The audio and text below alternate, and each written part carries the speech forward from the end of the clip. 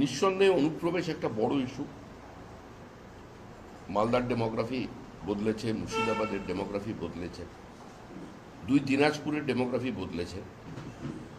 এবং দুর্ভাগ্যের বিষয় এটাই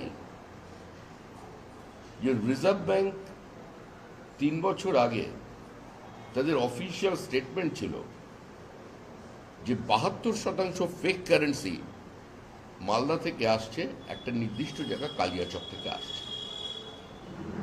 সেখানকার আফিম চাষ, চোরা পাচার, সমাজবিরোধী কার্যকলাপ, দৈনন্দিন সাধারণ জীবনের উপরে প্রভাব বিস্তার করা, তরুণ প্রজন্মকে বিপথে চালিত করা এবং সর্বোপরি এই জেলায় যে র্যাডিক্যালাইজেশন বাড়ছে, যা সার্বিকভাবে দীর্ঘদিন এখানে যে হিন্দু মুসলমানের একটা শান্তিপূর্ণ সহাবস্থান ছিল, আজকে সেটার মধ্যে তৃণমূল কংগ্রেস একটা বিভাজনের রাজনীতি তৈরি করেছে।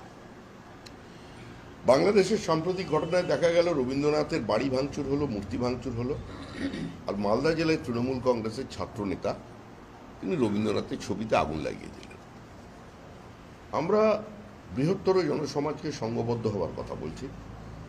একই সঙ্গে যারা জাতীয়তাবাদী মুক্তমনস্ক মুসলমান ভাই বোনেরা আছেন তাদেরও চিন্তা করবার সময় এসেছে যে কতদিন তারা ভোটার হয়ে বেঁচে থাকবেন, কতদিন তারা অন্যের হাতের ক্রীড়নক হয়ে বেঁচে থাকবেন।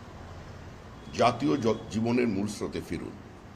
আপনি বিজেপিকে ভোট দিন বা না দিন, তাতে বিজেপির কিছু আসবে না, কারণ এই নির্বাচনে কোনো বিশেষ সম্প্রদায়ের ভোটের উপরে নির্ভর করে বিজেপিকে ক্ষমতায় আসতে হবে না, আর বিশেষ সম্প্রদায়ের উপরে নির্ভর করে মমতা বন্দ্যোপাধ্যায়কেও চতুর্থবারের জন্য নির্বাচিত হওয়া যাবে না।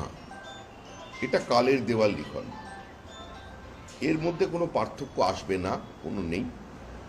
আমরা চাইছি যে সমস্ত